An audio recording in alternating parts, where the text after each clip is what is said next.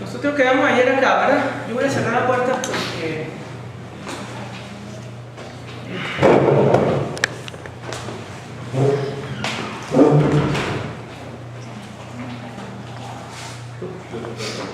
Bueno, habíamos quedado ayer en esta transparencia, ¿cierto? Vamos a consumir, ¿no? Recapitulando una cosita, ¿no? Piensen bien que el arte de analizar un algoritmo es contar. Contar en la misma medida en que uno cuenta los dedos, pero contar en la misma medida en que a usted le colocasen en este momento cuántos bloques hay en esa pared. Y entonces piense en lo que usted haría. Exacto, exacto, ¿no? Esa multiplicación se distingue en combinatoria del producto tradicional. Saben que uno muchas veces pone el punto y se dice que cuando no hay ambigüedad, entonces se puede omitir y se asume que es un producto. Pero cuando uno está expresando combinatorialmente que es bueno, no voy a poner a contar 7 veces 12 bloques, entonces usa este operador. ¿De acuerdo? Con una barra por debajo. No, una línea. Ah, ok. Sí, lo subrayé por señalarlo. Cruz. ¿No? Pero es que a veces no conviene hacer el producto, sino a veces es más rico decir exactamente 7 veces 12.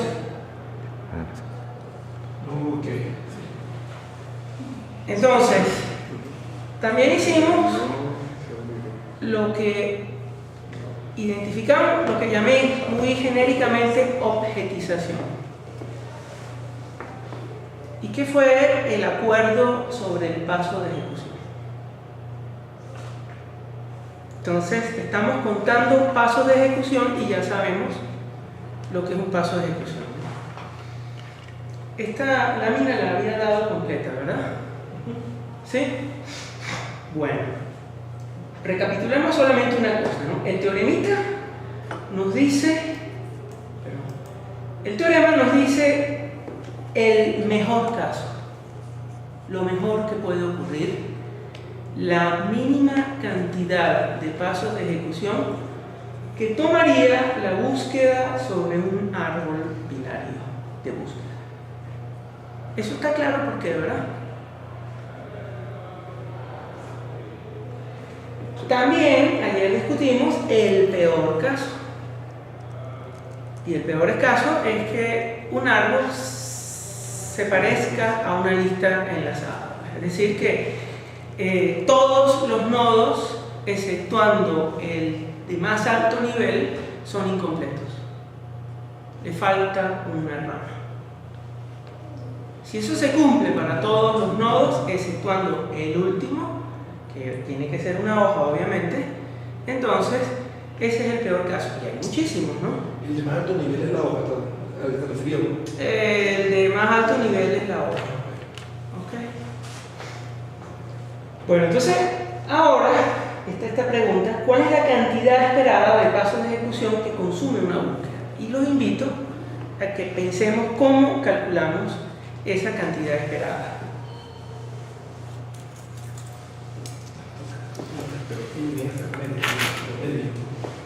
Ajá, promedio. El promedio es un estadístico de la esperanza. ¿Ok? ¿Y cómo sacaríamos el promedio?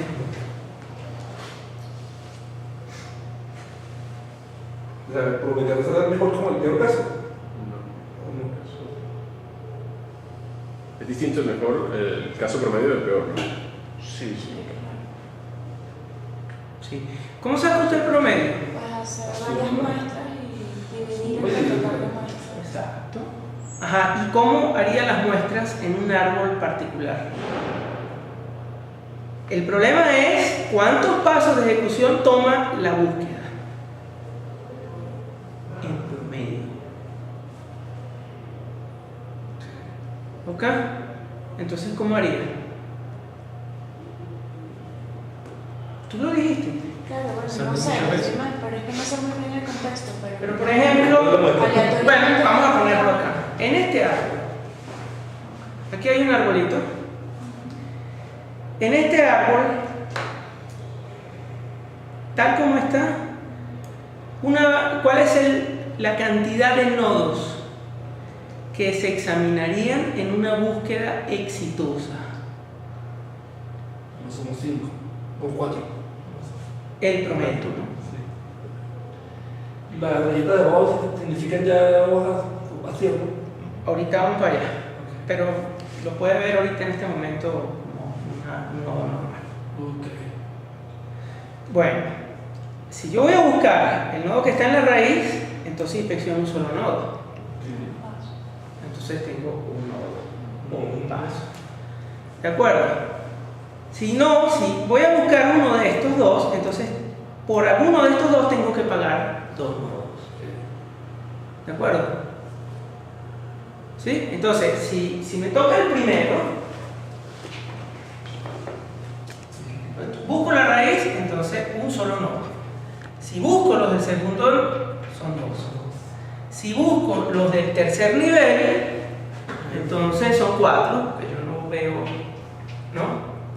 Son 4. Si busco los del siguiente nivel, entonces son 1, 2, 3, 4, 5, 6. Está completo, entonces son 8. 4 en el tercer nivel. Esa tiene una Ya va, serie. ¿por qué 4? O sea, son 3 bajadas, ¿no? Son 3 de... ¿Ah?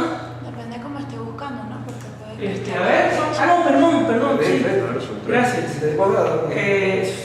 Pero yo cometí un error, ¿eh? Es mi error y mi responsabilidad. Y la primera es 0, creo, ¿no? Bueno, pero una comparación, digo. Aquí yo comparo 2 nodos, o sea, reviso 2 nodos, pero son 2 casos.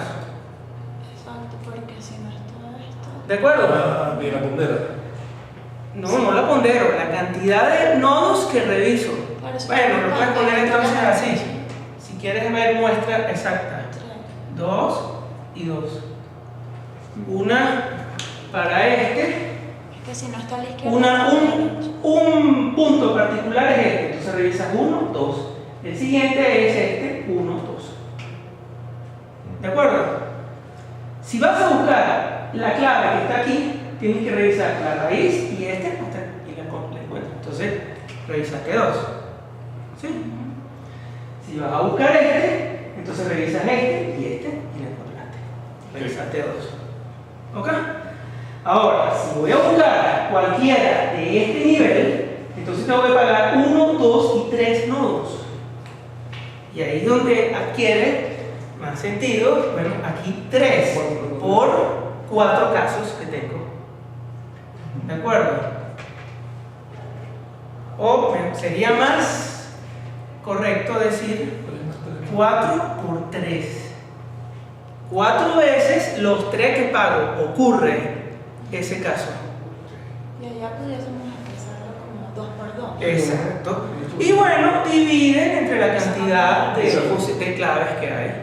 Y eso es el número de número. nodos. O que hay entre el número de nodos. Pero hay que saber el tamaño del árbol, o sea, el nivel, el último nivel. Sí. Ujú. ¿Ok? Entonces es una manera de atacar el promedio. Entonces ahí, la altura de este arbolito, tal como está, sería 1, 2, 3, 4, 5, ¿no? ¿De acuerdo? Entonces, en ese árbol, lo máximo, la máxima cantidad de nodos que va a inspeccionar es 5 en una búsqueda. ¿De acuerdo? A ver, Claudio. Eso lo entiendo, es que todavía sigo. Siempre va a encontrar un nulo curva, por eso es que te buscan 5. Es la búsqueda fallida, ¿no? Sí, lo que pasa es que yo estoy pensando en la búsqueda, son O sea, cuando se hace, por ejemplo, 4×3, estoy pensando que busco una vez, luego me olvido, busco otra vez. O sea, son 4 búsquedas completamente independientes. Sí. Sí, son 4 búsquedas porque son claves distintas. Quiere decir que cuando baja todo es porque está llegando al puntero nulo siempre la búsqueda, ¿no? O sea, en todo caso, ¿no? Sí. Por eso es que se representan los nulos, para poder contarlos. Bueno, Allí en el- ok. Pero entonces allí los nulos tendrían que tener. O sea, si decimos que máximo son 5, en el. No hay un nulo. O sea, para que sean 5, para que descienda 5, para poder descender 5 veces, el último también debería tener información, porque si no, ¿para qué voy a descender hasta 15? En el último, al llegar al nulo, te das cuenta que no encontraste. Es una comparación Ya, más. no hay Una nodos. comparación más, claro. O sea, no hay nodos. Y te das cuenta que no encontraste en el último. Sí. Ahí en el gráfico es fácil, pero efectivamente en un programa que es una cosa muy distinta, hay que buscar una manera de detectar que ya no hay más, ¿no? Quedó clara esa idea, ¿no? Para esta pregunta, pues es muy importante para poder después demostrar el teoremita que viene en 2 transparencias. ¿Ok?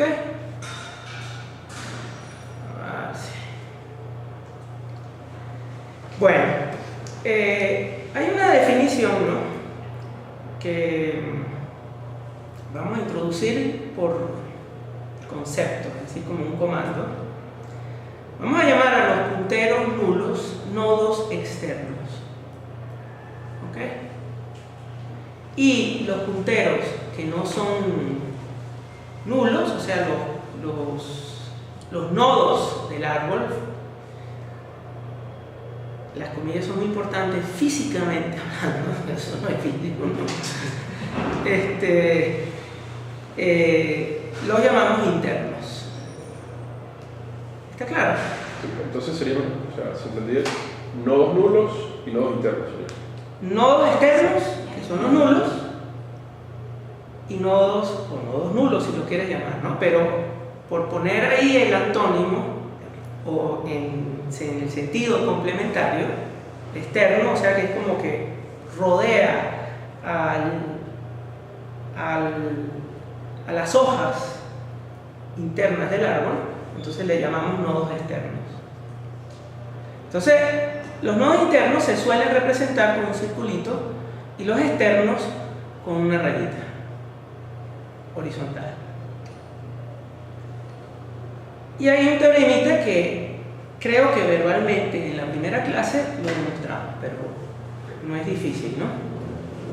Que todo árbol de n nodos tiene n más 1 nodos externos. ¿Ok? ¿Recuerdan el argumento?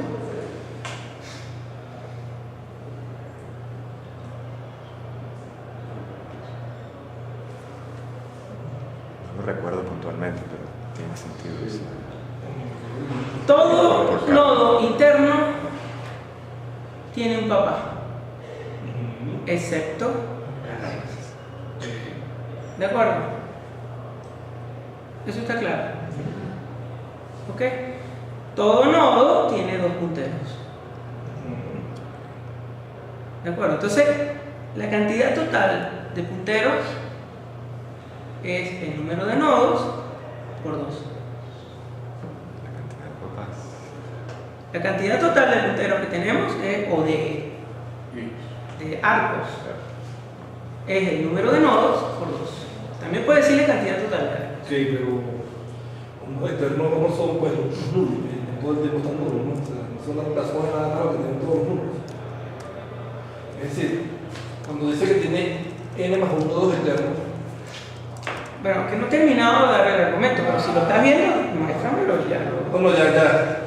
Entonces, si hay 2 n apuntadores, de los cuales tengo la certitud, y no hay más ni menos, que n menos 1 son distintos de nulo, ¿de acuerdo?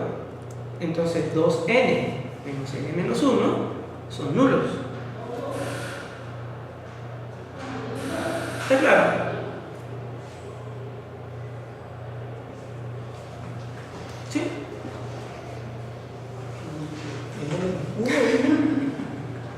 No son nulos. ¿Ah? En el uno no son nulos, ok. Ya. Bueno, Listo. se ejercitan en la casa. Entonces, aquí hay dos métricas que son como más plenas de sentido para indicar qué tanto se parece a un árbol.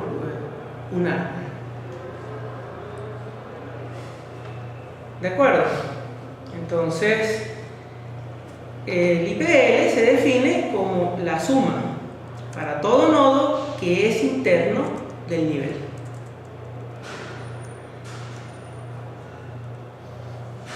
Este nodo acá está en el nivel 0, aquí lo estoy cuantificando.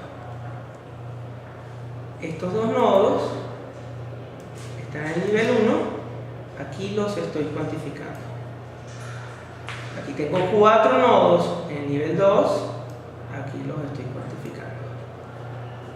Finalmente 3 nodos en el nivel 3, aquí los estoy cuantificando. ¿Entendido?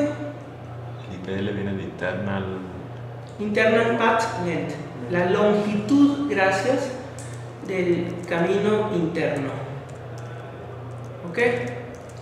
Pero lo interesante es que mientras el árbol se parezca menos a un árbol, el IPL aumenta.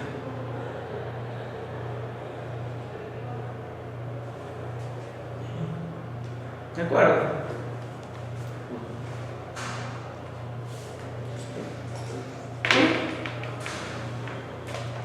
Entonces, hay una que se llama la longitud del camino externo. Son dos medidas complementarias.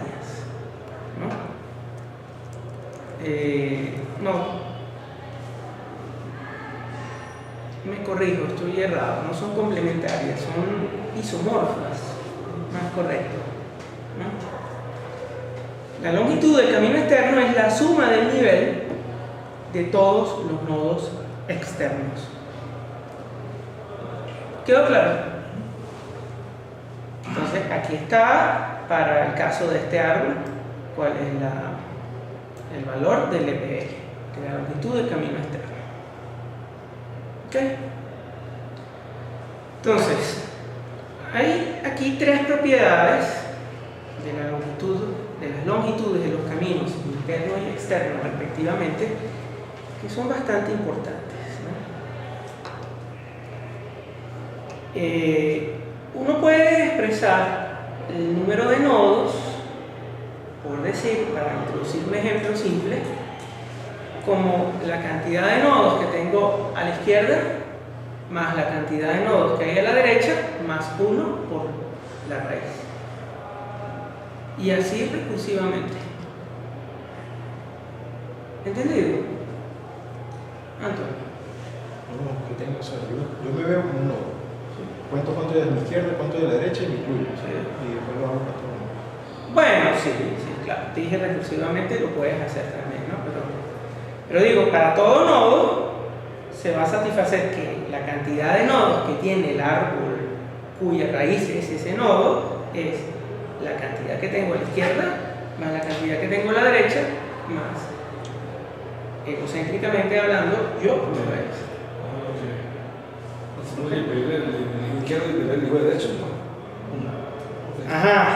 Entonces, pero yo dije la cantidad de nodos, no el IPL. El IPL son las propiedades que están acá. Entonces vamos a expresar ahora el IPL en función de los IPL de las ramas. ¿De acuerdo? Y es esta perdón, quedó un choreto, ¿no? Esta es la expresión, ¿no?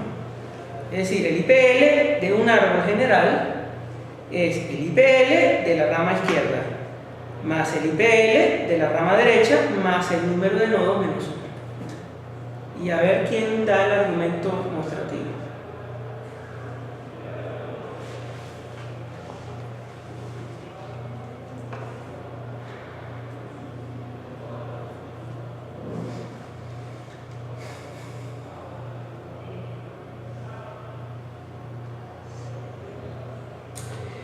árbol tiene altura cero, ¿Ah? si el árbol no tiene un solo nodo, pensando en estos términos, ¿no? El IPL va a ser cero. Eso es correcto. Ok. Pensando cómo podemos hacer inductivamente Es por ahí que me sale. imagino. Es por ahí que sale, ¿no? Cuando tú calculas el IPL de una de las ramas, izquierda o derecha, ¿de acuerdo? Lo estás calculando ya como si fuera un árbol independiente. ¿Estamos de acuerdo? Entonces, la rama izquierda, en el primer caso, la rama izquierda, todo nodo perdió un nivel. ¿Estamos de acuerdo? O sea, yo contabilicé el IPL de la izquierda, pero como si fuera un árbol independiente. En el árbol real, este nodo tiene nivel 1, pero cuando lo saco por separado, esta zona, entonces a este le voy a contabilizar 0, a este le voy a contabilizar 1, a este par, pero en realidad respecto a esta raíz tienen 2 de nivel. ¿Está claro eso? Entonces, todos los nodos que incidieron en la suma, todo, repito la frase lógica, todos los nodos que incidieron en la suma perdieron un nivel, porque la raíz no incidió en la suma, el nivel de la raíz es 0. ¿De acuerdo? Y esa cantidad de nodos que perdió un nivel es n-1.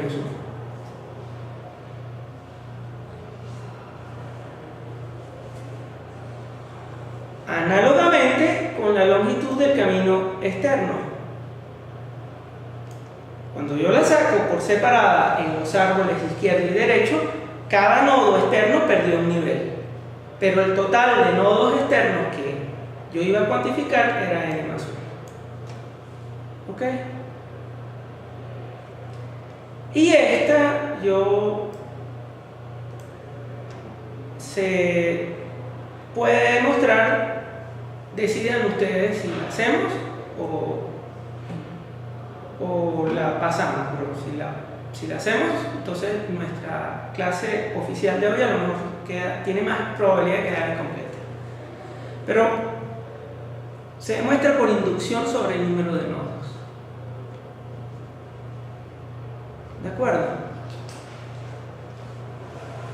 En el EPL, si son nodos externos, Ajá. o sea, sigo buscando nodos externos del nodo externo. O sea, cuando calculo el EPL del árbol izquierdo, ¿a qué se refiere? Bueno, vamos a calcular el EPL de este árbol, brevemente. ¿Ok? Entonces este es el nivel 0, este es el nivel 1, entonces aquí hay 1. Y aquí hay 1, 2, 3, 4, 5, 6 en el nivel 2. Entonces son 6 por 2, 12 más 1, 13. Ese es el IPL, ¿de acuerdo? Pero el EPL, perdón. El EPL. Ahora, yo lo hice empezando esto como raíz, o sea, este le puse 0. ¿Ok? Ahora, cuando lo hago respecto a este árbol, entonces cada uno de estos nodos externos tiene un número de más, una unidad, un nivel más.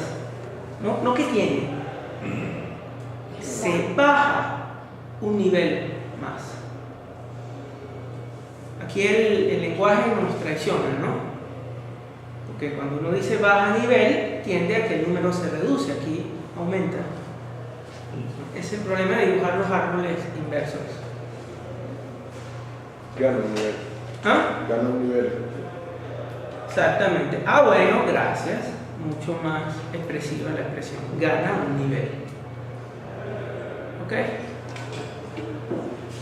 Entonces esto lo pueden demostrar por inducción sobre la cantidad de nodos. O sea, hacen el EPL para el árbol vacío, si quieren hacerlo para el árbol de un solo nodo, y después asumen que es cierto para todo n y demuestran para n+1. Pero lo podemos hacer si ustedes lo quieren. Tienen que decidir rápido. No te escuché bien. No, que si después queda incompleta la clase, preferible Ok. avanzar, ¿no? Bueno. En dado caso, una ponderación de la calidad del árbol y es también una gran medida que nos sirve también al promedio. Porque fíjense que la misma suma que dice El IPL. en el promedio es el IPL. ¿De acuerdo? O sea que hay un teoremita que hay que ponerle mucha atención a las premisas del teorema. ¿De acuerdo? Tengo un árbol que es construido aleatoriamente. Entonces, tengo que acordar bien qué significa construir un árbol aleatoriamente en este estadio del curso. Y el significado de la construcción aleatoria es que el orden de inserción de claves es aleatorio. Es decir, que cada clave, dentro del conjunto posible de claves que va a tener el árbol, tiene la misma probabilidad de insertarse en cierto orden que el resto. ¿Me explico? Si nosotros fuésemos claves, entonces vamos a insertarnos en un árbol binario. Cada uno de nosotros tiene exactamente la misma probabilidad de insertarse del primero. ¿Está claro? Entonces esa es la primera premisa, ¿no?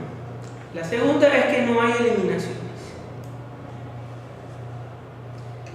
Vamos a definir S sub n de success, el número de nodos visitados durante una búsqueda exitosa, y U sub n, el número de nodos visitados durante una búsqueda fallida. Entonces el teorema lo que nos dice es que el promedio, que es justamente lo que habíamos conversado cuando hablamos acá de la esperanza, ¿de acuerdo? El promedio es igual a 2 por 1 más 1 sobre n por el enésimo, donde n es la cantidad de nodos, número armónico menos 3. ¿Ok? Hay una transformación que permite aproximar los números armónicos a los logaritmos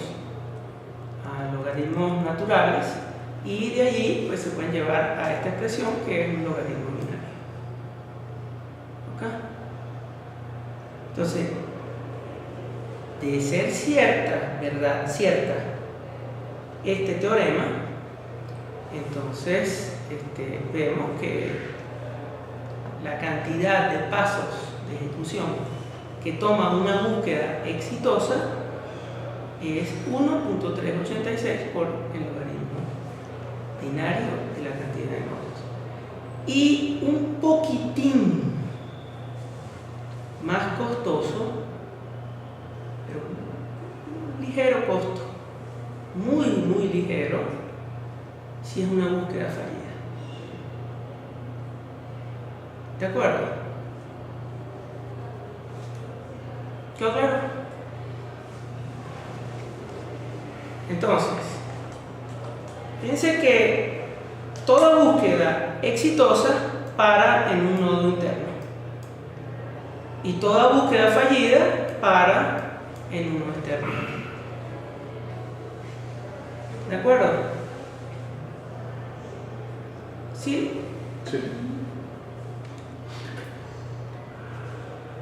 Entonces, el principio de demostración, voy a tratar de ir rápido, pero ustedes me entienden si no entienden, ¿no? O si juzgan, pues, que vale la pena, ¿no?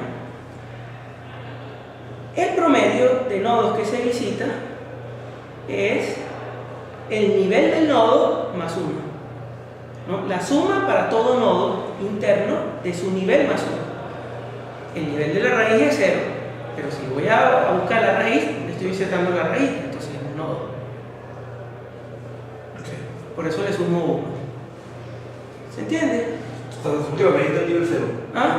La raíz está en nivel 0. Sí. Los nodos del nivel 1, ¿de acuerdo? Cuando voy a buscar un nodo que está en el nivel 1, entonces reviso la raíz y el nodo. pero el nivel es 1, más 1. Porque aquí escribimos también escribiendo el nivel y colocó uno una vez. Bueno, ahí están escribiendo los niveles.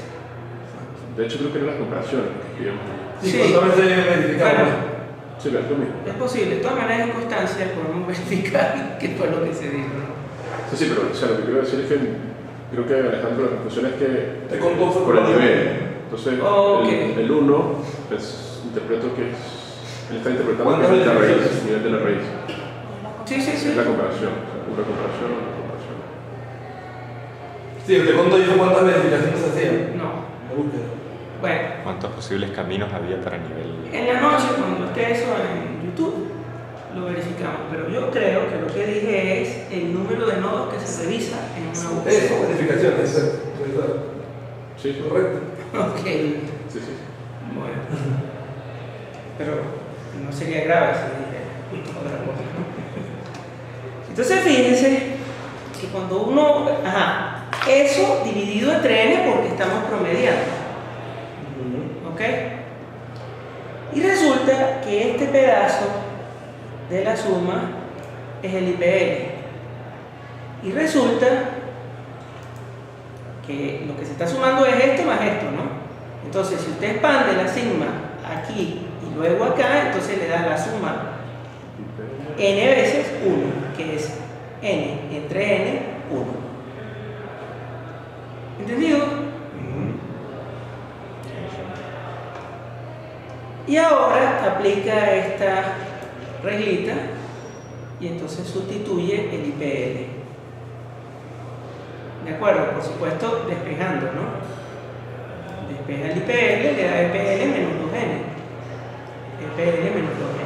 Entre n más 1. ¿Ok? El mismo razonamiento se hace con la búsqueda fallida. ¿Ok? Solo que en la búsqueda fallida yo estoy diciendo cuántos nodos revisa. Ese es el enunciado de esto. ¿Ok? Nodos internos o nodos visitados. Otra vez las comillas, físicos del árbol. ¿De acuerdo? Entonces es la suma del nivel del nodo externo. Las búsquedas fallidas siempre paran en un nodo externo. Entonces, si fuese este, entonces reviso 1, 2, 3, 4, que es el nivel de ese nodo externo. ¿Está claro, Logan? Sí, sí. Tengo n más 1 nodos externos por este resultado acá, que es lo que voy a promediar. ¿Ok? Entonces, esto es el EPL. ¿Ok? De ahí despejo el EPL, ¿de acuerdo? Y voy a añadir esta ecuación 5 aquí en 4. Y entonces queda esto. ¿Ok? Entonces tenemos una ecuación y dos incógnitas.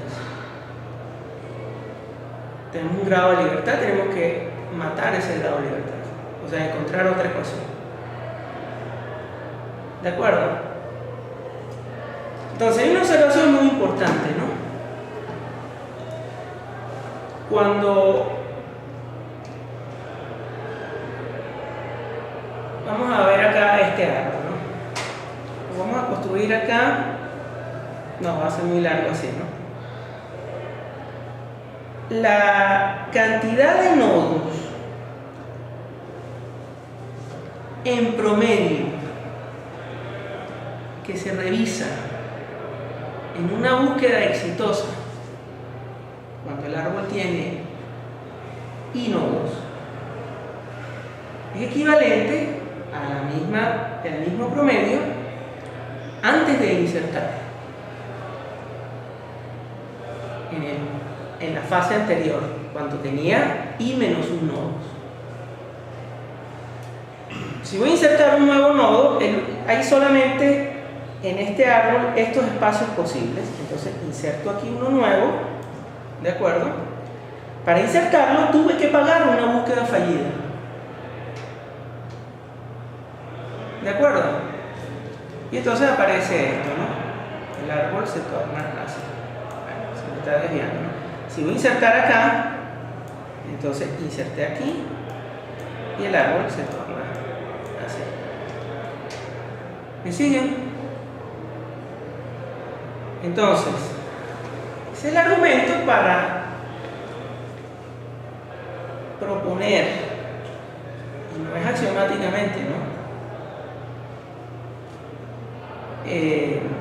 Que el promedio cuando se tienen inodos es igual al promedio de búsqueda fallida cuando se tienen i menos un nodo, más uno por el nodo que se va a insertar, que tendría que pagarse, pues.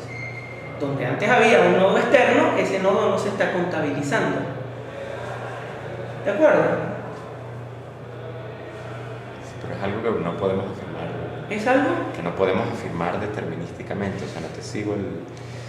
Sí. Es una proposición que se No, entonces elimina el término de proponer. Por eso cuando utilicé la palabra dije que no era un axioma, ¿no? Ok. O sea, verifica, inserte un nodo, ¿de acuerdo? El promedio de nodos que se visitan. Cuando el árbol tiene 0, es 0. Insertas 1, y entonces te quedan 2 nodos externos. ¿De acuerdo? Insertas, ahí tienes un nodo que baja de promedio. Es lo que te va a dar cuando el árbol tiene un nodo. ¿De acuerdo? Insertas otro, lo promedio. Haz el ejercicio contrario con el árbol que tú quieras, calculando el promedio, ¿no? Y lo constatas. ¿Ok? Entonces fíjense, ¿no? Dado eso, y esto también lo debe usted constatar, ¿no? El promedio de nodos es la suma de los promedios en las diversas etapas de la inserción.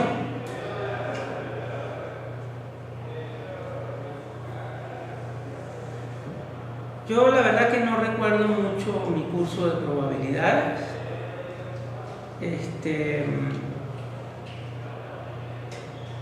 También los invito a que lo verifiquen a mano con un árbol particular para que lo constaten, ¿no? De acuerdo, pero hay un argumento que, bueno, estaría patinando. Lo que pasa es que el argumento lo recordé ahorita, o sea, que también permite, pues, decir esto inmediatamente, ¿no?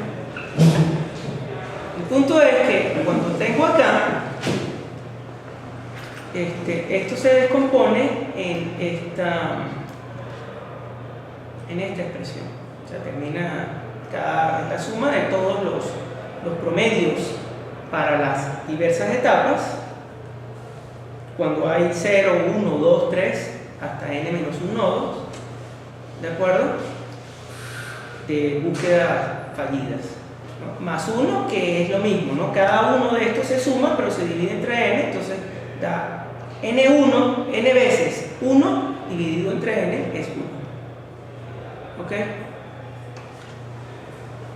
Entonces aquí tengo ya la segunda ecuación que necesito. Igualo esta ecuación a esta ecuación. Entonces este 1, para empezar, se puede restar de ambos lados, ¿no? Ah, bueno, pero es que aquí están, miren, ¿no? Entonces resto 1 aquí y acá. Después multiplico por n aquí y acá, y entonces tengo más o menos, bueno, y tendría esta expresión de un lado y esto solo del otro. ¿De acuerdo? Eso se termina desarrollando, a ver si yo lo estoy recordando bien.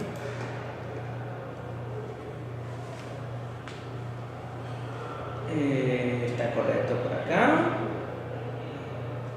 El n. Ajá, sí, está perfecto. El 2 pasa, sumo 2n acá y sumo 2n de este lado, y entonces este es el resultado, ¿no? Y ahora se hace una cosa que se llama desplazamiento el argot de las sumas, que se desplaza a esta suma un índice. Entonces, esto en un índice, en un valor menor, ¿de acuerdo?, da esta expresión. ¿Ok? Es equivalente a restarle donde haya n menos 1, le restan 1, pues, ¿no? Entonces, queda esta expresión, ¿no? Y hago esta resta, pues, ¿no? Resto estas dos. Y entonces me queda acá, por fin, una ecuación recurrente que me está apelando al mismo término. ¿De acuerdo? Ustedes saben lo que es un número armónico, ¿no? La suma armónica es, si su n es 1 más 1 sobre 2 más 1 sobre 3 hasta 1 sobre 1 sobre Ok. Entonces, bueno, haciendo allí las maromas, ¿no? Cuando usted despeja aquí u sub n, le queda en esta expresión, ¿no? En términos de el u sub n evaluado en un valor menor, ¿no? Esto recurriendo, entonces se le expande a esta expresión, ¿no? Vamos a colocar más, ¿no? ¿Entienden? Cuando yo digo recurro de nuevo acá en u sub n menos 1, la fórmula o la ecuación, pues, de u sub n es esta. Entonces, u sub n es ella misma, pero desplazada una unidad. ¿De acuerdo? Entonces, uno sigue expandiendo eso hasta que llegue a u sub 0. Entonces, da exactamente, pues, la serie armónica, exceptuando el primer término 1. ¿Ok? Y... Llegaste a tener más 1 esa, ¿no? ¿Perdón? Llegaste a tener más 1 a 1 del nuevo. Sí. Sí, llegaste a tener.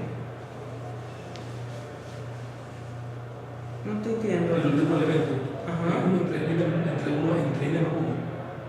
Sí, pero es que el número es el armónico de n más 1. Ahí es el armónico de n. Entonces, la aproximación, pues, que se le hace al número armónico es, oye, no la recuerdo en este momento, pero la podemos deducir rápidamente, que es logaritmo neperiano del valor del límite armónico menos la constante de Euler. No me acuerdo el valor, era 0,5 y algo, ¿no? Eso cuando tú lo llevas a logaritmo binario, entonces te da acá. Hagan el ejercicio de hacer el promedio de búsqueda exitosa, pero yo le pongo aquí el cuadrito. Eso es cuestionable, ¿no? Ponerle el cuadrito, debería poner el cuadrito abierto también, ¿no? No negro. Pero yo le pongo el cuadrito negro porque ya el conocimiento que me da esto es suficiente para llegar a conclusiones y no requiero conocer el S sub n. Y el argumento lo hemos dicho más o menos en clases pasadas, pues. U sub n es un peor caso que Sn. Entonces, al tener ya lo peor, sabemos que S sub n pues va a ser también mejor. Ahora, por supuesto, lo pueden ustedes despejar y lo encuentran. ¿Ok? Bueno, yo creo que aquí, a menos que uno lo anime más como lo hace en la pizarra, aquí sí es mucho mejor hacer las cosas en la pizarra, ¿no? Pero aquí viene el punto y respondamos una pregunta para empezar la otra parte, ¿no? Con ese conocimiento que tenemos del teorema, bueno, la cantidad de pasos de ejecución está más o menos aproximada, ¿no? 1.3886 por logaritmo de n más 1. ¿Ok? Y pudiéramos también decir que va a ser logaritmo de n más 1. Y pudiéramos también decir que es logaritmo de n. Porque estamos hablando de pasos de ejecución. ¿Ok? Ahora, ¿cuándo usar árboles binarios de búsqueda? Es una de las preguntas que ayuda bastante a responder el conocimiento que nos da el teorema. Y a veces cuando uno tiene dificultades para dirimir cuándo una cosa, podría ayudarse respondiendo cuándo no. Y una manera pues de atacarlo es pensar cuándo no se cumplen las premisas del teorema, que es una pregunta también podría interpretarse capciosamente, ¿no? Pero había dicho, por ejemplo, cuando ya rara si las claves están como ordenadas, pues Sí, el teorema dice que la inserción tiene que ser aleatoria y que no deben haber eliminaciones. ¿De acuerdo? Entonces, si usted tiene una situación en la cual no pueda caracterizar el orden de llegada de las claves aleatoriamente, entonces eso es falso. ¿Ok? Si tiene una situación en la cual tiene que eliminar muchas veces claves, eso también es falso. Una eliminación, está claro, le va a consumir. Eso es una búsqueda exitosa, pues. ¿De acuerdo? Pero cuando usted elimina, pues el árbol empieza a desequilibrarse hay un sesgo por un lado, pues. ¿Quedó claro el asunto? Bueno, hice este análisis, introduje este análisis en esta clase porque este análisis no requiere en lo más mínimo de lo que vamos a comenzar ya inmediatamente, ¿no? Vamos a aprovechar que estoy aquí y hago de una vez esto. Lo voy a...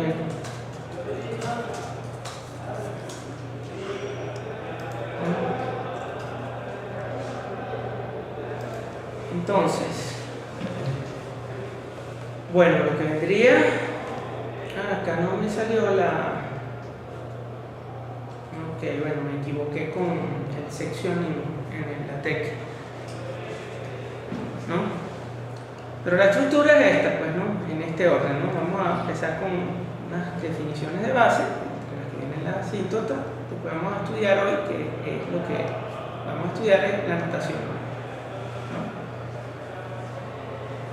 Entonces, bueno, voy a pasar rápido porque esto lo dije ya ayer, ¿no?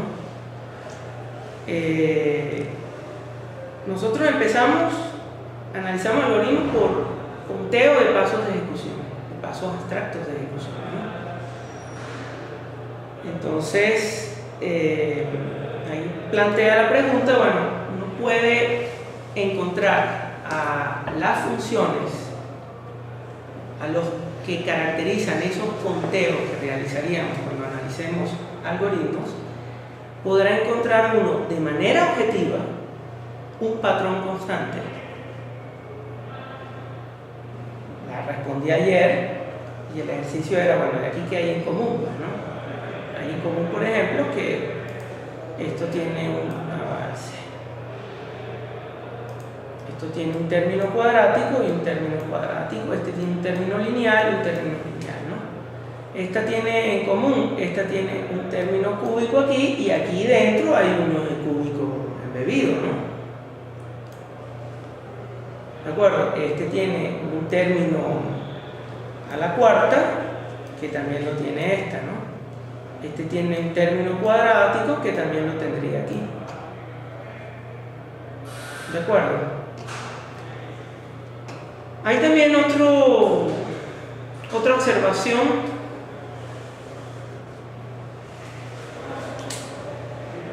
para no correr riesgos, vamos a ponerla de índole empírica, pero que también uno la puede poner lógicamente, ¿no? Cuando uno codifica algoritmos, el tiempo de duración se caracteriza por una función que es monótona creciente. ¿Ok? Y lo interesante, que es donde está la constancia y que ya lo revisamos ayer, es que una recta, a partir de unos valores, van a empezar a dar cuenta del patrón constante de la función. Y esa recta, pues, es lo que llamamos asíntota. ¿De acuerdo? Aquí hay dos asíntotas, dos dibujos que tomé de la Wikipedia, ¿no? Con sus respectivas asíntotas, ¿no? Entonces, aquí están las curvas, ¿no? Y la recta coloreada es la asíntota, ¿no? Entonces, el punto es que para números ya así, muy grandes, tú no necesitas conocer esta forma, sino simplemente que con esta recta es suficiente, ¿no? A medida que va aumentando la escala, entonces la asíntota se va pegando más, se va haciendo más tangencial a la función. Entonces la idea, pues, de lo que vamos a introducir inmediatamente es que trabajar con asíntotas, en términos de asíntotas, y no con funciones complicadas como las que la que acabamos de demostrar para los árboles binarios y la que demostramos ayer para el método de seleccionero, ¿verdad? Entonces fíjense acá, esta transparencia sí lamentablemente van a quedar un poco densas. No sé qué. Claro, ¿no? ¿Cómo se define la O mayúscula? Con las gráficas eso lo cubrimos rápidamente, ¿no? Por supuesto, empleamos la función t para referirnos a tiempo de ejecución, pero se puede emplear para otra cosa, ¿no? Y una función f, por decir función genérica, ¿no? Entonces tenemos dos funciones, t y f. ¿De acuerdo? Entonces decimos que t es O de f sub n, aquí me equivoqué con la minúscula, en realidad es minúscula aquí. Decimos que t es O grande de f sub n, o simplemente, atención con esto, ¿no? Porque es una identidad, ¿no? T sub n es igual, o se conjuga mejor pero se puede escribir igual a O grande de f sub n si y solo si existen dos valores constantes, tal que T sub n es menor o igual que la función f sub n multiplicada por c a partir de un valor específico de n sub 1.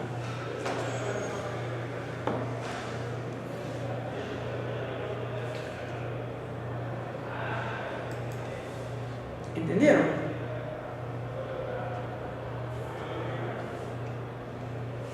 Ah, sí, sí. Tengo aquí una cierta fusión, ¿no? Entonces ya, como a partir de este valor, de repente podría ser, vamos a suponer que hay una función ahí, un polinomio, cuya asíntota se puede, bueno, en este caso el polinomio tendría que ser así, no por arriba, ¿no? ¿De acuerdo? Entonces, en algunos valores va a ser menor, a partir de un cierto valor, que aquí sería este cruce, que no es muy representativo porque está oscilando, ¿no? Entonces, f sería mayor que t, o t sub n sería menor que f. Eso está de todas maneras en esta gráfica, ¿no? Aquí tengo t sub n y aquí tengo varias. Aquí hay un t sub n y aquí tengo otro t sub n, ¿no? Son los mismos multiplicados por una constante, ¿no? Y aquí tengo algunas funciones, ¿no? Entonces fíjate que para esta función, ¿no?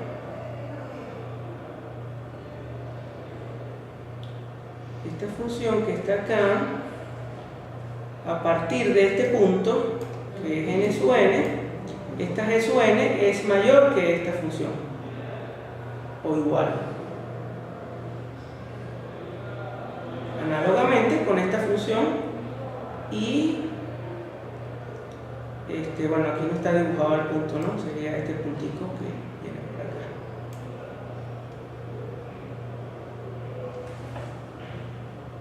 ¿Lo entienden, por favor? Sí. O sea, aquí hay un ejemplito rapidísimo, ¿no? Aquí sí podemos hablar de propuesta. Propongo que esto es O de n cuadrado. Entonces planteo la desigualdad, pues. Planteo la desigualdad, si eso es correcto, entonces va a ser este polinomio menor que este simple, el más simple polinomio cuadrático, multiplicado por una constante. Entonces lo despejo, lo tengo por acá, lo puse igual a 7 cuartos y obtengo estas raíces. Entonces al tener esta raíz positiva, entonces ya tengo el valor a partir del cual la desigualdad se cumple. ¿Ok? Ajá, aquí hay un errorcito, ¿no? Esta suma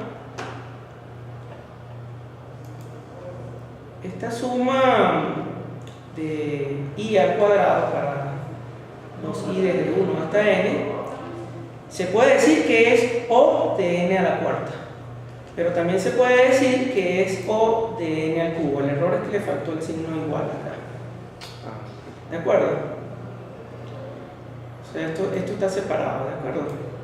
Y se puede decir, aunque perfectamente, pero no estamos todavía en la condición de verlo, también puede decir que esta suma es O este producto, si es que salió por accidente, ¿no? ¿De acuerdo? Porque aquí está diciendo que sea menor o igual. Ahora, también es O de n cuadrado. Y O de n cuadrado es más preciso que las dos anteriores. ¿Ok? Hay otra definición que es O minúscula, que es exactamente la misma definición, pero se elimina la igualdad. Entonces, aquí está. Leandro, disculpa. En el ojo ese, la sumatoria esa, uno está sacando esa conclusión porque esa sumatoria, si mal no recuerdo, expande a n por n más 1 entre 2, ¿no? Entre 4. No recuerdo, sinceramente. De hecho, no recuerdo, ¿no? A ver cómo resolverías esa sumatoria. Tendríamos que resolverla para estar seguros, ¿no? Si tú sabes el resultado, dímelo, ¿no? Sé que es más o menos así, o sea, no Pero recuerdo. es cuadrática. Sí, es cuadrática, sí. Entonces, bueno, ahí se ve clarito, ¿no? Que es cuadrática, ¿no? Pero no me acuerdo cómo se resuelve, ¿no? Creo que se puede resolver derivándola y entonces suma y resta, ¿no? ¿De acuerdo? Sí, la deriva, ¿no? Dice S es igual acá, ¿no? Entonces S derivada, entonces estos términos se van y se van a restar, ¿no? Si mi memoria no me falla, ¿no? ¿De acuerdo?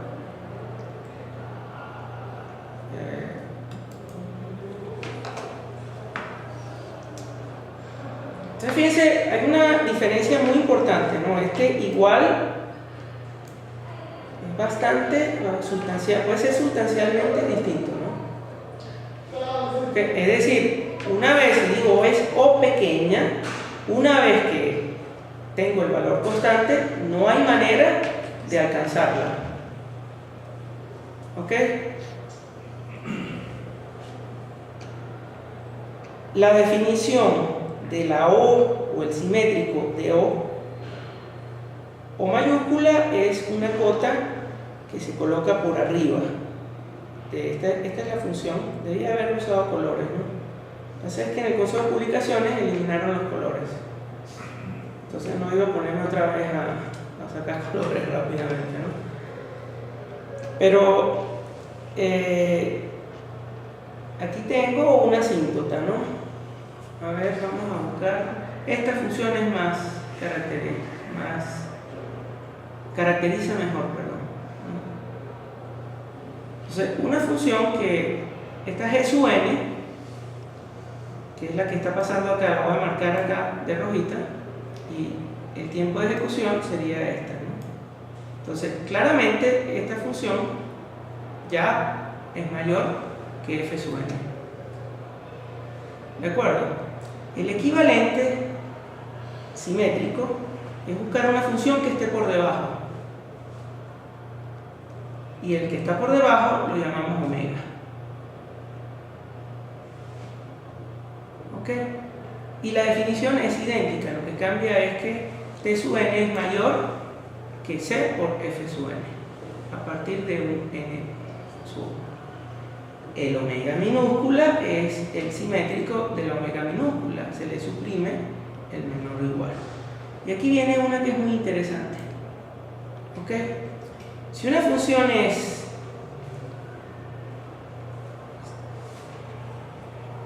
o de una y viceversa, también es o de la otra, es decir, ellas se pueden simplemente, multiplicando por una constante, se pueden delimitar entre sí. ¿Se dan cuenta?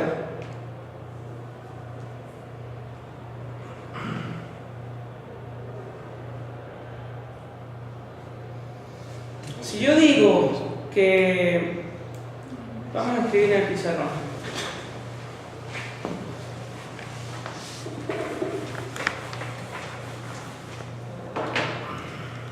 si yo digo f de n es o de g de n, entonces cuando digo que f de n es o de g de n, estoy diciendo que existen las constantes positivas n sub 1, tal que f sub n es menor o igual que c por g sub n. ¿Ok? Ahora, si yo digo que g sub n es igual a o de f sub n, es idéntico, pero a la inversa, ¿no? Pero cuando digo que una función es teta, o sea que f sub n es teta de g sub n, estoy diciendo que estas dos cosas se cumplen. ¿Ok? Pero debería decir que existe un C1 y existe un C2. Son dos constantes, claro. Sí, los valores de las constantes, pues no. Y el valor de n sub 1 No va a ser el mismo, ¿no? El valor de n sub 1 sí debería ser el mismo o también puede No, variar. no. Es que lógicamente lo que estás diciendo es que se cumple esto. Este cualificador es lo que es esencial de aceptar. Existe esto tal que va a ser menor. Ahora, ¿cuáles son?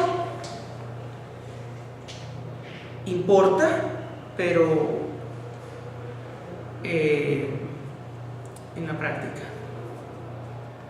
En lo abstracto, en este momento no. Ok, podría ser la monumental coincidencia de que usted tenga una teta y los valores sean iguales. De hecho, usted puede proponer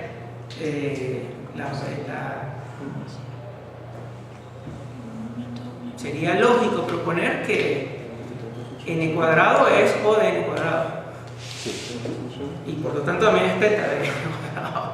Y sería el mismo valor. No se trata de lo mismo. ¿Ok?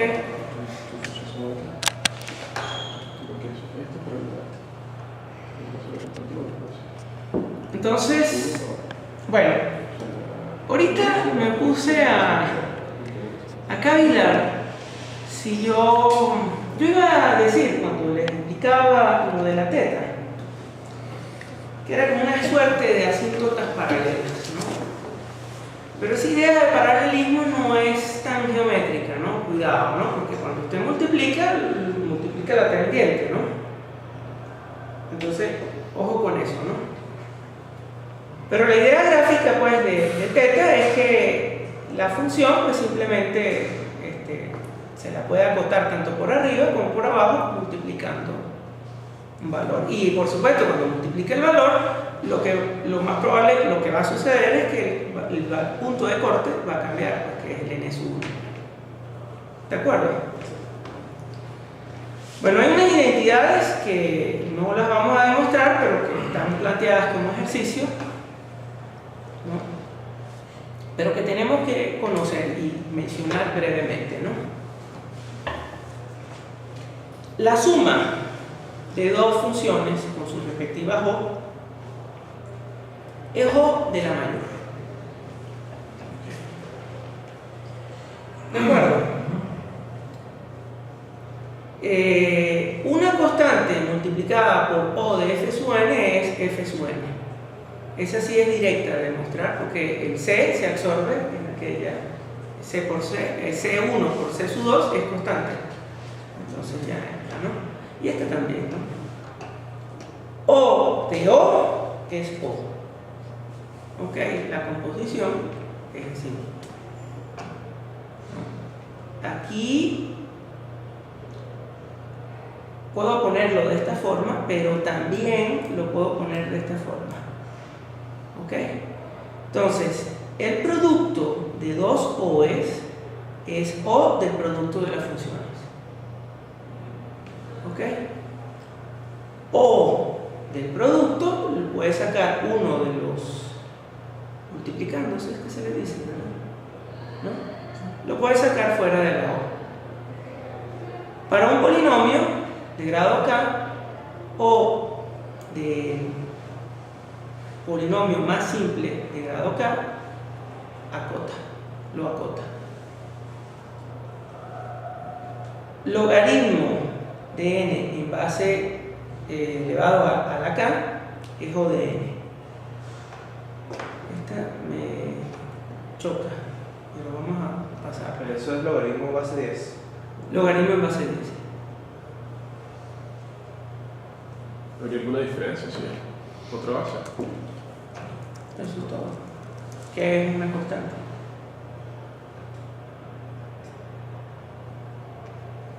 Bueno, de esas reglas, las más aplicadas son esta y esta. Y esta también, por supuesto. Una vez que sabemos que un polinomio, tenemos en una función, ¿no?, un polinomio, entonces simplemente O de grado, en el grado es la cota, ¿no? Entonces ya, por ejemplo, podemos en este momento, sin mucha autoridad de la demostración, porque no hemos demostrado las identidades, pero podemos afirmar que el método de selección es O de n al cuadrado. Porque el método de selección nos dio una expresión polinomio cuadrático.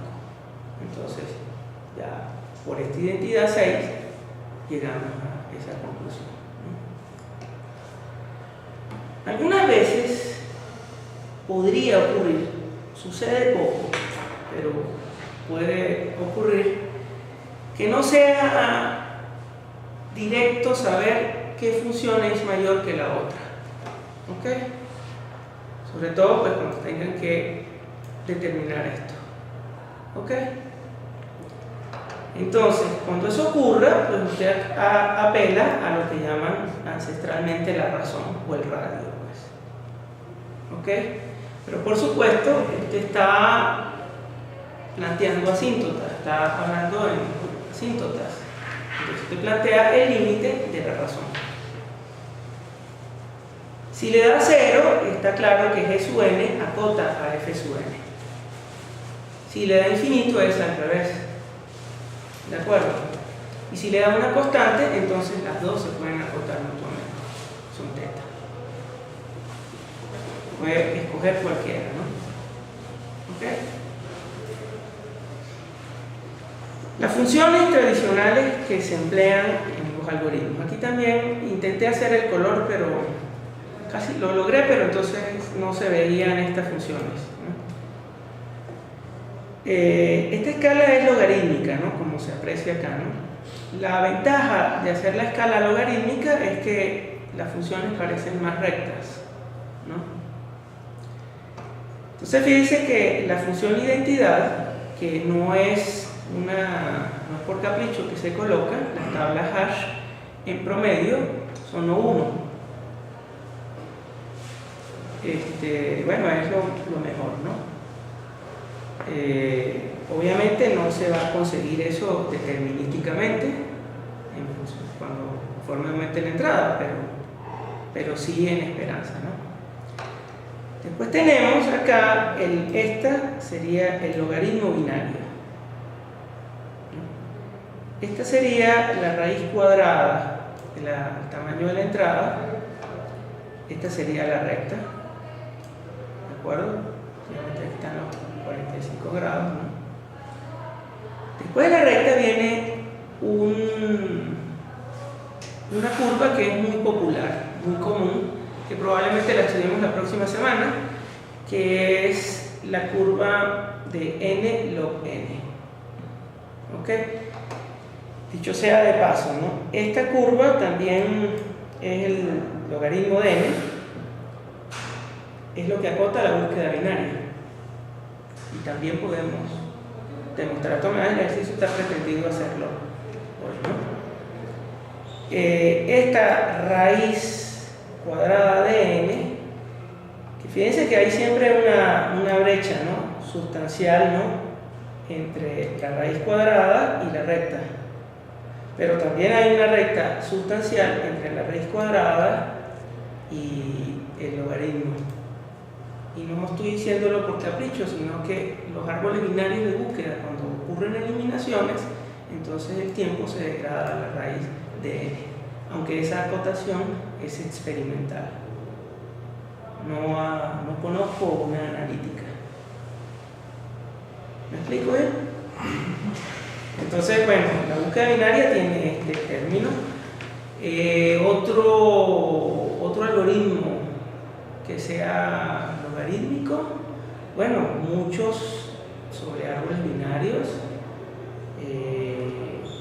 No sé si ahorita, no me acuerdo, estaría especulando en geometría cuáles son logarítmicos, ¿no?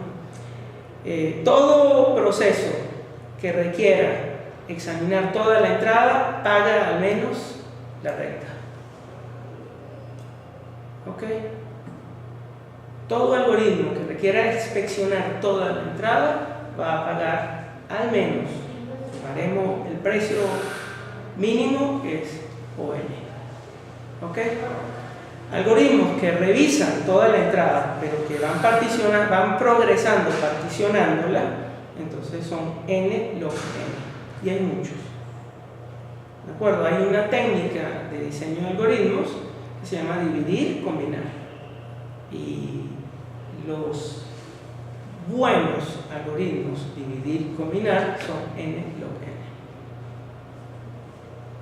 ¿Ok? Es esta recta, este es el logaritmo. Sería bueno, Leandro, volver a repetir quizás un poco de abajo hacia arriba, porque la leyenda es un poquito... Ok, vamos a repetir. Sí. Esta es la recta constante, O1. ¿Ok? Entonces, bueno, a las tablas hash prometen en esperanza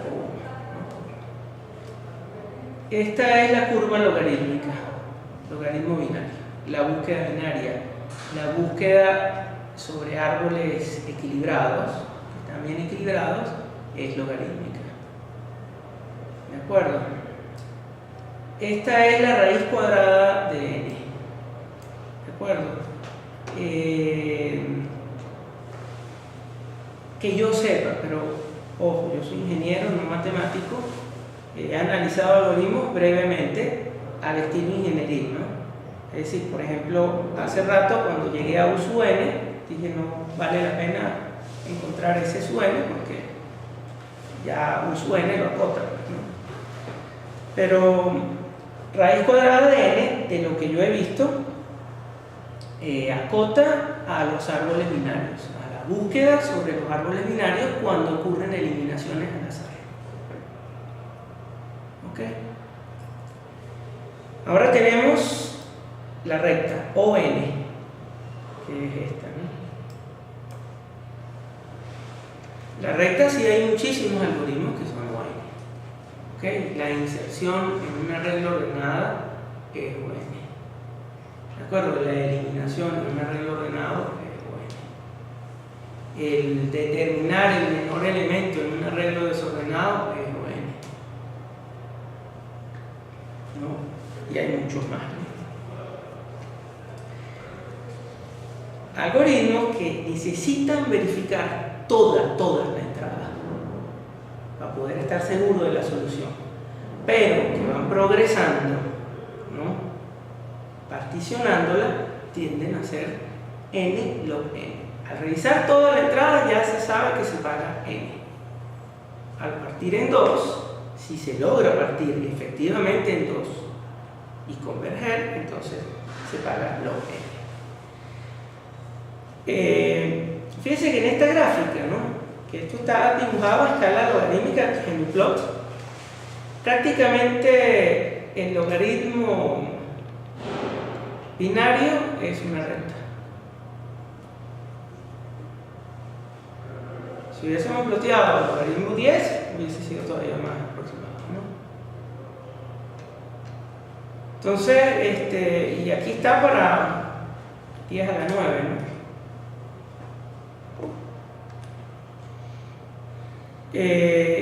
Después viene otra serie de algoritmos que ya caemos en esta categoría, que son los cuadráticos.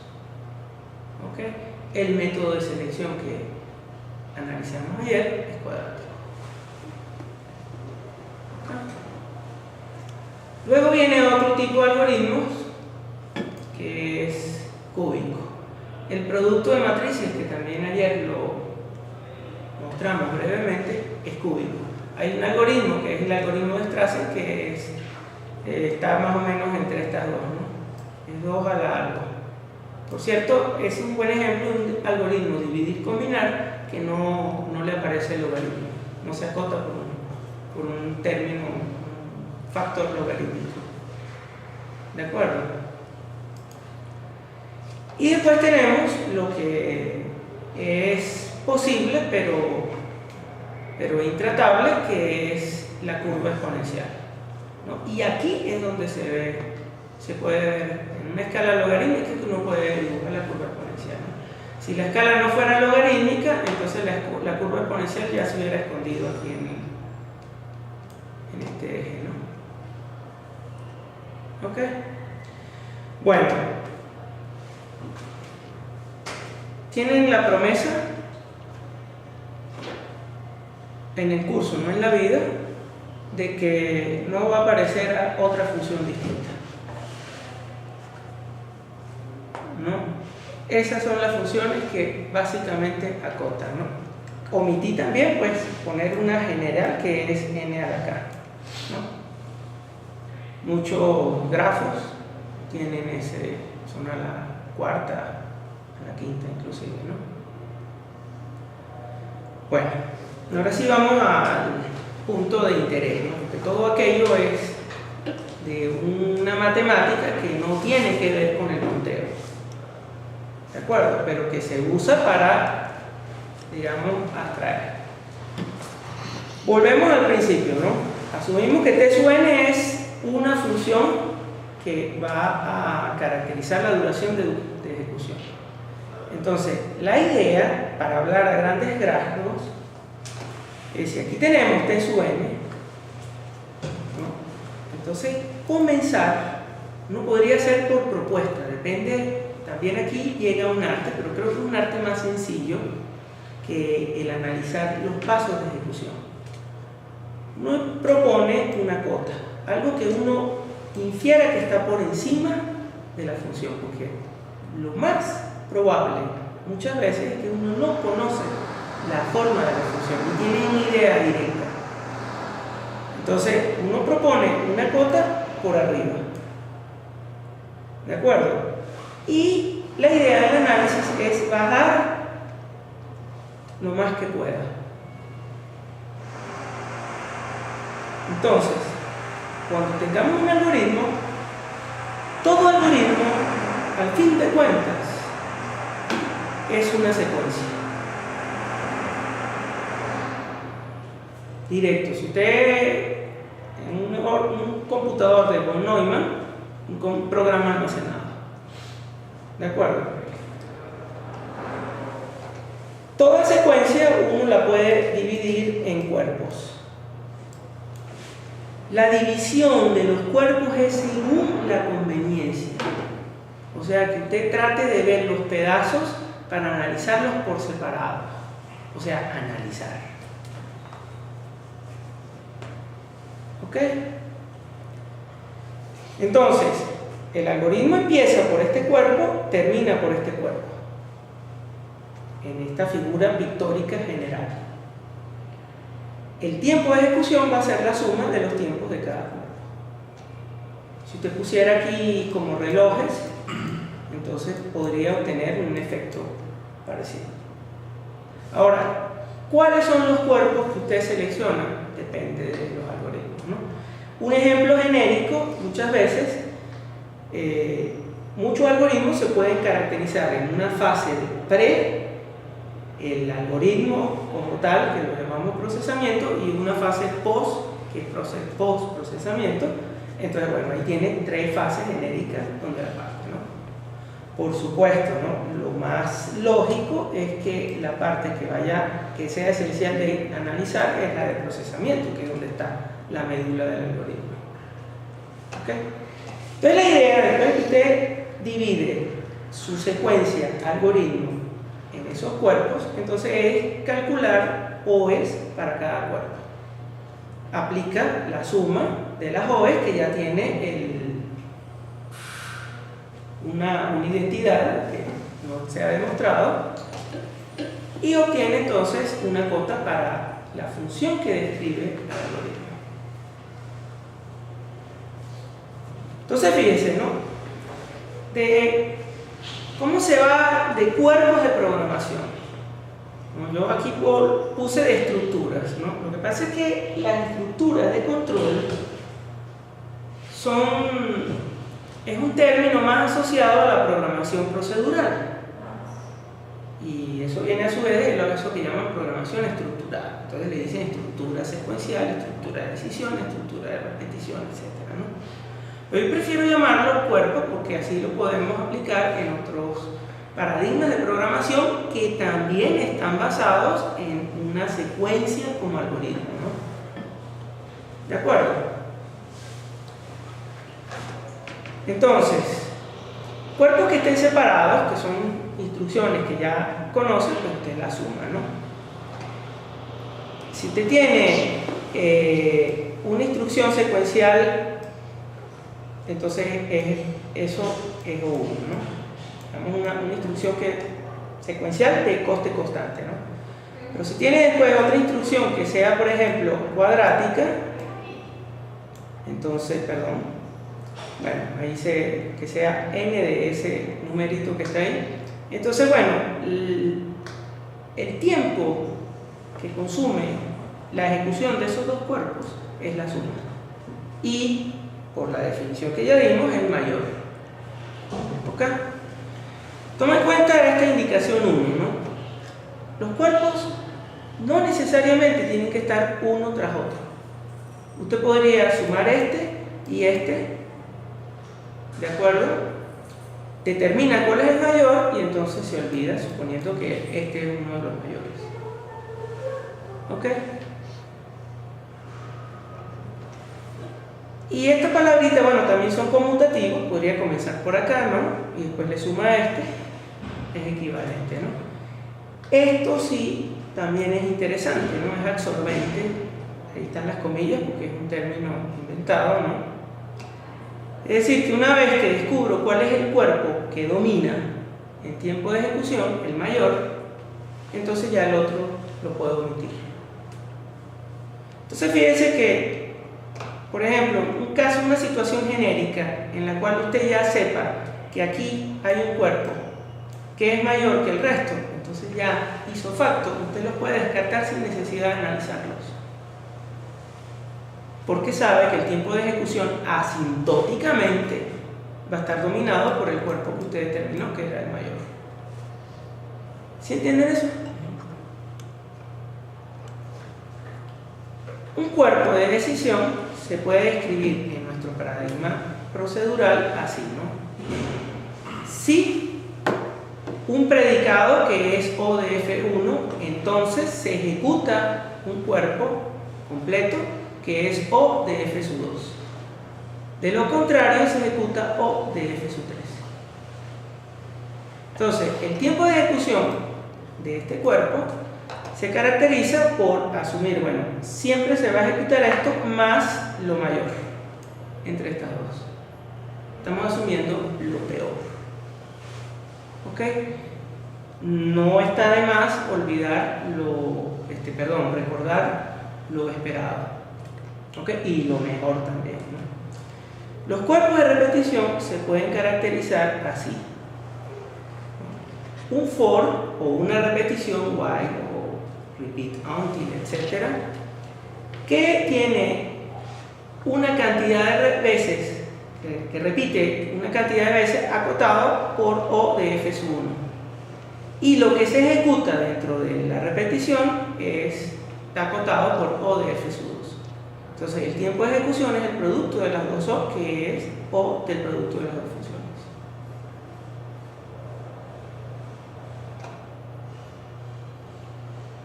¿Claro? Vamos a pasar rápido de esto, ¿no? Vamos a pasar esta para ver si terminamos. Vamos a hablar del ordenamiento por inserción y ahora sí vemos las barajas. Bueno, no sé, podemos omitir las barajas. Yo creo que el método se entiende mucho mejor con las cartas.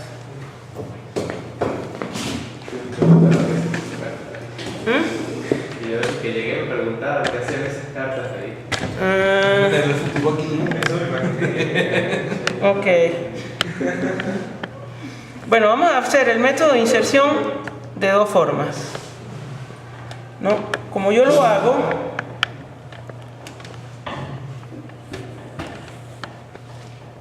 está claro que para poder ordenar yo tengo que recorrer toda la secuencia. Si voy muy rápido me paras, ¿no? Entonces, yo veo la primera carta y sé que es el menor.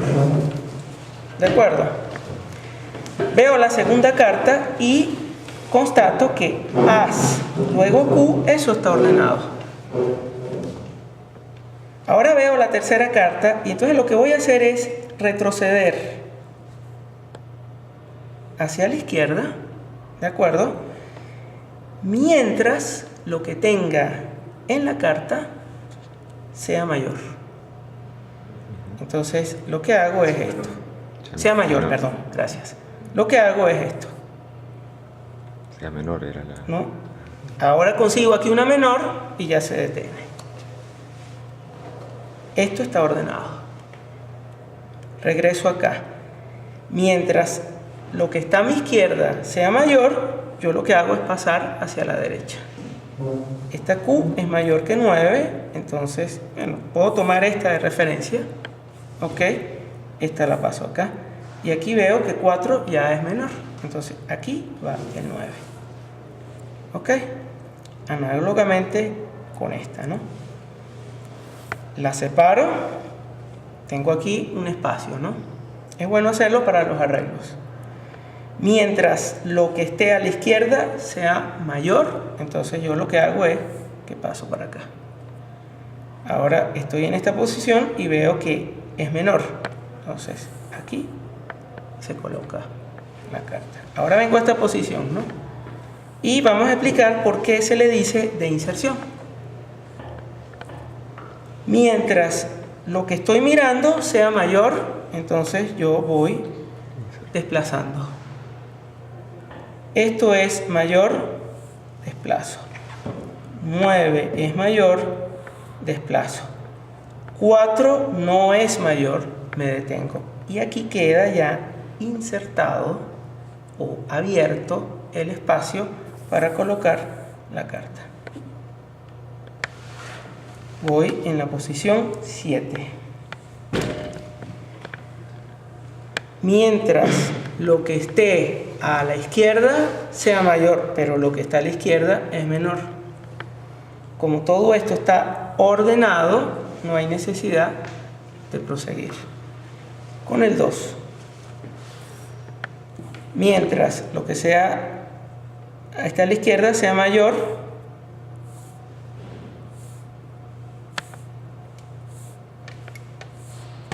y ahora coloco el 2 acá. La K, vamos a asumir que son iguales.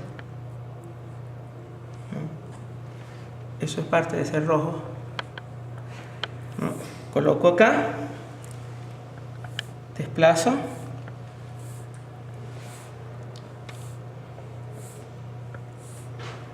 y coloco el 3 acá. ¿Entendieron? Vale la pena ver cómo, así es como se programa para ordenar arreglos. ¿Por qué hay que hacer el énfasis, no? Porque fíjense, vamos a ver la última iteración para explicar lo que pasa con un arreglo, ¿no? Yo veo la carta, pero aquí queda el espacio. ¿De acuerdo? Cuando hago este desplazamiento, en realidad no, en un arreglo no está sucediendo como ocurre con la carta, sino que se está copiando el valor de K en esta entrada. Y aquí quedaría repetido en la memoria el valor de K. ¿De acuerdo? Y entonces aquí va el 8. Vamos a ordenarlo ahora como se hace con listas. Como se haría con listas es mucho más cómodo.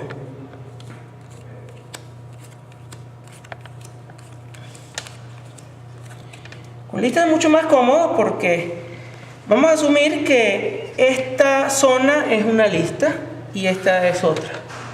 ¿Ok? Entonces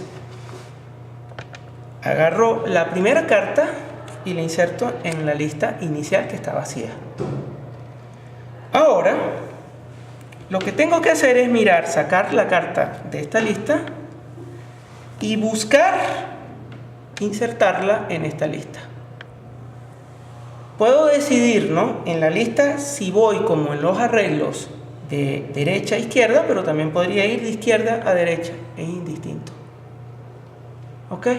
Entonces vamos a hacerlo de izquierda a derecha.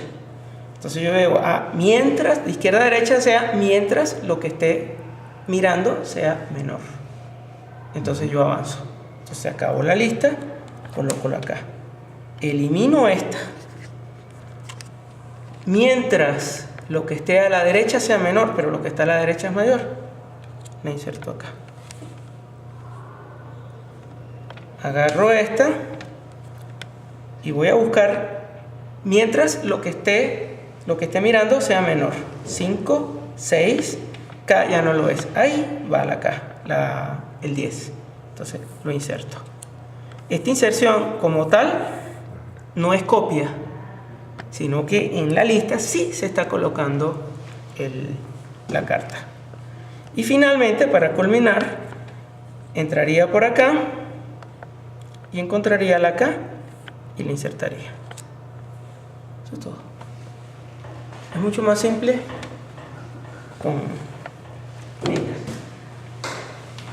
Más simple de analizar, ¿no? Pero no queda tan simple de analizar como, por decirlo de una manera, analíticamente, ¿no? Este dibujito pictoriza más o menos el proceso, ¿no?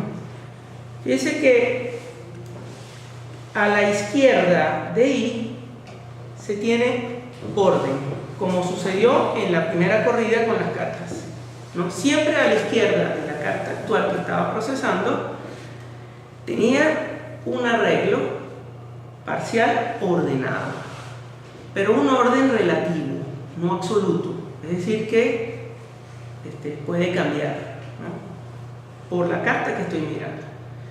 Entonces lo que hace el algoritmo es que el 10º elemento, y es el formaje externo, lo copia en una variable temporal. Después va mirando hacia la izquierda exactamente como hacía con las cartas Y todo lo que sea mayor lo voy copiando a la entrada. Por eso es que tengo que guardar en esta variable a sub i para que no lo borre cuando lo examine, ¿no? En algún momento, porque se acabe el arreglo o porque consiga una carta que es menor, entonces me voy a detener.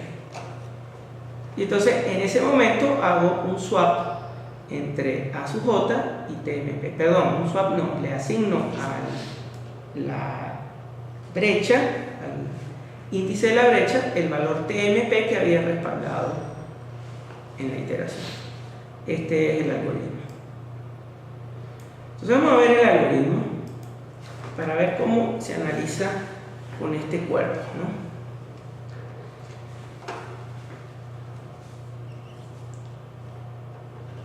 Fíjense,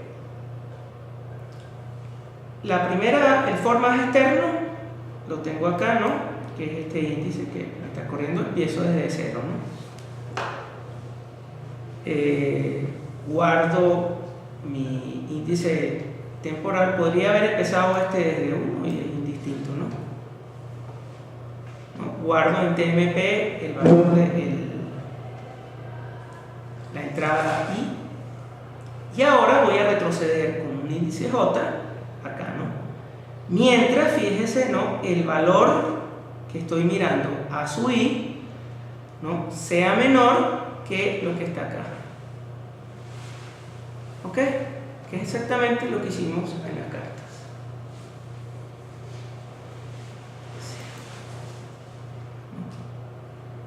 Aquí hay dos predicados, ¿no? Porque puede ocurrir que la carta que saco sea la menor de todas, entonces todo va a ser mayor, y entonces la carta iría en la primera posición, ¿de acuerdo? Entonces si eso ocurre, el que lo detiene es este predicado, ¿ok? Cada vez que yo veo una carta que es mayor que la que estoy inspeccionando actualmente, entonces lo que hago es copiarla a la posición de la derecha, que es esta instrucción. Al final queda en A sub j la brecha y ahí coloco lo que había guardado en TMP. ¿Se entiende el algoritmo? Bueno, yo creo que no es dificultoso aceptar que esta instrucción es O1. Esta instrucción también es O1. Esta instrucción es O1. ¿Ok? Tampoco es dificultoso aceptar que este for que está acá es ON. ¿Estamos de acuerdo? Por tanto, el tiempo de ejecución, ¿no? Se va a caracterizar, ¿no? Y aquí, sí, el tiempo de ejecución se caracteriza así, ¿no? Vamos a partir desde aquí mejor, ¿no? Porque ya dilucidé que el for es ON, entonces es ON por 1, asumiendo que hay un paso de ejecución, ¿no? Acá, ¿no? Perdón, no caer en el mismo error que Laudín me señaló ayer, ¿no? A causa de la indentación, ¿no? Entonces 1 más la suma de pasos de ejecución que ocurren en este for, que la planteo así en incógnita porque no sé cuántas veces repite. ¿Está claro? Y no sé cuántas veces repite porque eso depende de que este predicado sea cierto o no. ¿Ok? Entonces, el for más interno depende de este predicado. Entonces vamos a ver los distintos casos que pueden aparecer. ¿Cuándo puede ocurrir que ese predicado siempre sea cierto? Porque es importante saber si es que sea siempre cierto, porque eso va, si siempre es cierto, entonces J va a llegar hasta 0 y va a ser este predicado el que va a romper el for. Entonces esa es la mayor cantidad de veces que puede repetir ese for. ¿Está claro? Y eso ocurre cuando el arreglo está desordenado inversa, ordenado pero al revés. Entonces siempre va a insertar, a llegar al final, ¿no? O sea, el menor elemento está de último, el segundo menor está de penúltimo. ¿Ok? Entonces, en ese caso, el for se puede acotar por O sub n. Y este for externo, que es O sub n, por la regla del producto, nos da ON por ON, que es O de n cuadrado. ¿Está claro? La probabilidad de que eso ocurra, ese caso extremo, porque hay otros malos casos también, ¿no? Es 1 entre n factorial. Yo no veo por qué no n si tú, o sea, en el peor caso, él no va a verificar siempre las n entradas. O sea, él no va a recorrer n entradas por cada vez que por cada paso al ver el foro. Sí, lo va a hacer. Sí, bueno, no, sí, o sea, en el siguiente recorre menos. No, él tiene razón. En el siguiente recorre menos. Pero. Ajá, ahí. O sea, en la primera recorre 1, en la segunda recorre 2. Ajá. Trata que por si recorre en la 1. Yo pregunto, ¿O n no acota eso? Sí. Pero yo entiendo lo que dice Alejandro, que si no podemos conseguir una cuota mejor, Un promedio, más. Como el promedio en todo caso, no sé. El intermedio, punto medio, no sé. Yo creo que esa es la mejor cota. Creo yo.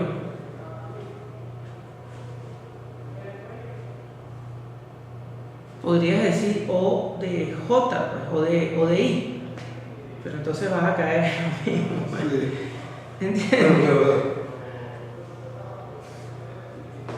Pero, Pero lo que es importante, y bueno, por eso es que yo había colocado esto acá, ¿no? Es que siempre recuerde la definición. Está diciendo que es menor o igual. O sea, ON acota okay. a los casos en que ocurra una vez. ¿De acuerdo? O sea, cuando estoy arrancando, él va a inspeccionar un solo elemento. Pero ON lo va. Cuando voy por la segunda iteración, él va a inspeccionar 2. Okay. Cuando voy por la tercera, va a inspeccionar 3, pero ON lo sigue acotando. Cuando voy por la mitad, también, ¿no? Pero la cosa se pone interesante en abstracto cuando tú dices que vas por la mitad, porque estos n medios elementos, y ON acota a n medios. Sí, en todo caso, lo que podría decir, creo, o sea, me estoy imaginando para tener claro que eso está de verdad acotado por n. En el primer caso tengo O de una instrucción, de una comparación, luego tengo O de 2 comparaciones. Entonces 2 comparaciones acotan 1, luego O de 3 que acota a su vez a 2 y a 1. Y así al final voy a tener n comparaciones que a su vez acota a n-1, a su vez a n-2. Entonces siempre... Me gusta ese argumento. ¿Lo entienden? O sea, el número de repeticiones siguiente acotó ya al anterior. Sí, está muy interesante el argumento. Bueno, el otro caso es que siempre sea falso. Okay.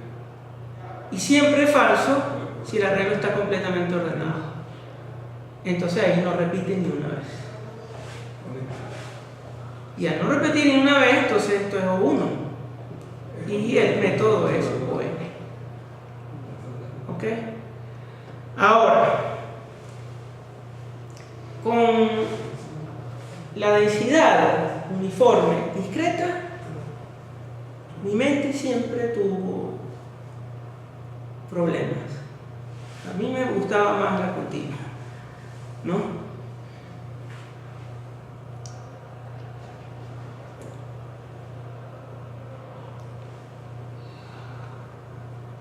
Si eso está aleatorio, una permutación aleatoria,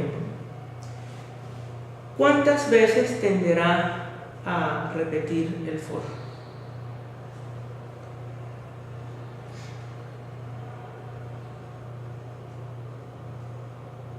Si la permutación aleatoria, o sea, tanto, ¿cuántas veces tiende a repetir? Está desordenado, lo más probable, ¿no? Hay un 1 sobre n factorial, probabilidad de que esté ordenado.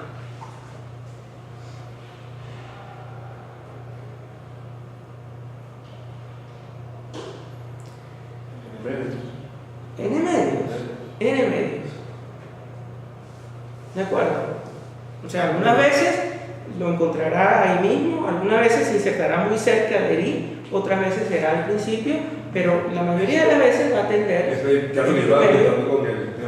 al centro. ¿De acuerdo?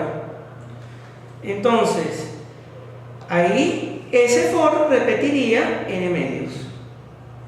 Pero ese n medios está acotado también por no su n.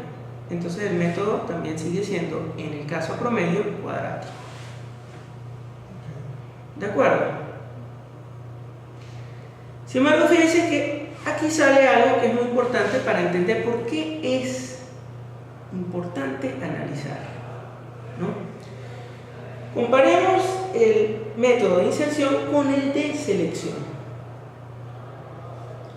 En la conclusión son iguales. Los dos son O de n al cuadrado. Pero mirar, cuando vemos el peor caso, el promedio y el mejor, nos damos cuenta, siendo tan espectacular la diferencia que entre n y n cuadrado, es una diferencia abismal, ¿no? Uno se da cuenta porque el método de inserción es mucho mejor que el de selección. Para arreglos que están semi-ordenados o no muy desordenados, puedo darme el lujo de usar ese lenguaje. El método de selección repite muchas menos veces. Porque la búsqueda de la inserción rompe de una vez. O sea, van a aparecer órdenes relativos parciales, ¿de acuerdo? Y cartas que son mayores. Algunas veces sí habrá que moverse un poquito, ¿no? Pero no será mucho. Mientras que en la selección siempre es cuadrático, no importa lo que suceda. ¿Ok? Bueno, vamos a dejarlo hasta acá. Aquí venía el análisis de la búsqueda binaria, lo hacemos el jueves, es una buena introducción para las ecuaciones recurrentes, ¿no? Valdría la pena sí meter esto, ¿no? Comentar un poquito esto, ¿no? Para enfatizar más la importancia del análisis y no dejarse llevar por la conclusión, ¿no? O sea, recuerden que esa idea de infinito es una cosa abstracta, ¿no? ¿Ok? Y si a usted no le gusta pensarlo así, bueno, piense en lo metafísico, pero no en el mundo donde vamos a programar, no nos movemos así. ¿De acuerdo? Ahora, la exactitud, la veracidad de la O mayúscula es allí. Pero nosotros programamos es en otro plano, ¿no? En el plano terrenal. Entonces hay que tener muchísimo cuidado, ¿no? Los costes o constantes quedaron ocultos desde que asumimos el acuerdo del paso de ejecución. Pero otros costes variables, que sí son variables y que pueden ser incluso para ciertos valores de entrada muy costosos, más costosos que el corazón que asintóticamente domina, también quedan ocultos.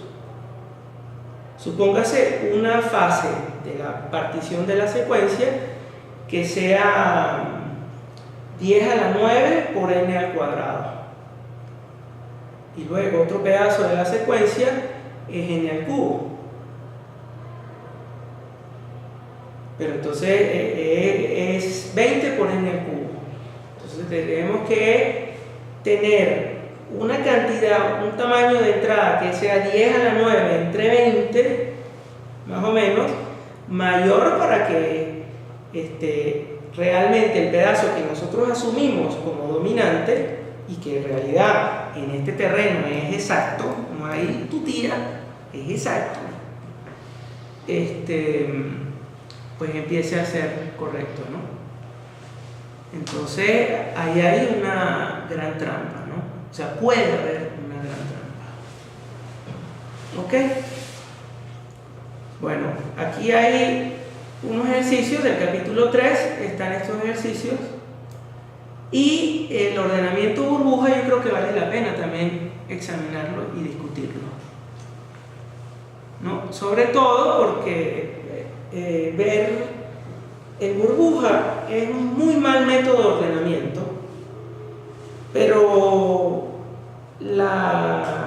el intercambio parcial, esos swapping parcial que hay, es una manera de suavizar, de hacer una cosa que está muy desordenada, menos desordenada. Cada vez que usted va haciendo ese swap, va aproximando elementos a su posición definitiva. Entonces, en algunas ocasiones se emplea parcialmente la burbuja. Vale la pena que lo analicen, me parece un ejercicio muy enriquecedor para esto. Háganlo, escojan ustedes cómo hacerlo, el orden, pero van a hacer las dos maneras, por O y por paso de ejecución directo, analíticamente como hicimos el de selección. Listo.